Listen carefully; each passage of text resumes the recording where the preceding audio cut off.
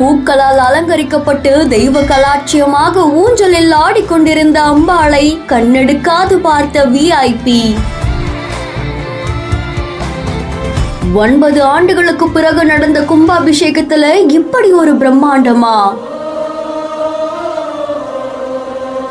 சுயம்பு மூர்த்தியாக அருள்பாலித்து பக்தர்களுக்கு ஆசி வழங்கிய சிவன்.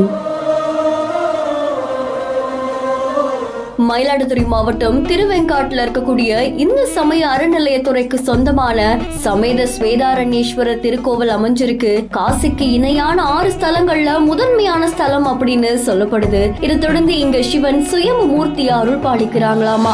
இந்த கோவில்ல சிவபெருமான் அகோர மூர்த்தியாகவும் ஆதி நடராஜர் தனி சன்னதியிலையும் எழுந்தருள் இருக்காங்க அப்படின்னு கூறப்படுது. இதை தொடர்ந்து இத்தகைய சிறப்பு மிக்க இந்த கோவில்ல 9 ஆண்டுகளுக்கு பிறகு வெகு விமர்சையா மகா கும்பாபிஷேகம் நடந்திருக்கு. 9 ஆண்டுகளுக்கு பிறகு நடந்த இந்த மகா கும்பாபிஷேகத்துல அம்பாளுடைய திருக்கல்யாண வைபவம் வெகு விமர்சையா நடந்திருக்கு. பெண்கள் சீர்வரிசை எடுத்து வந்து ஊஞ்சல் உற்சவத்துல சுவாமி அம்பாளுக்கு பாலால கால் அலம்பி பட்டாடையால தொடச்சு பச்சை பொடி சுற்றி பெண்கள் நலங்கு வச்சிருக்காங்க.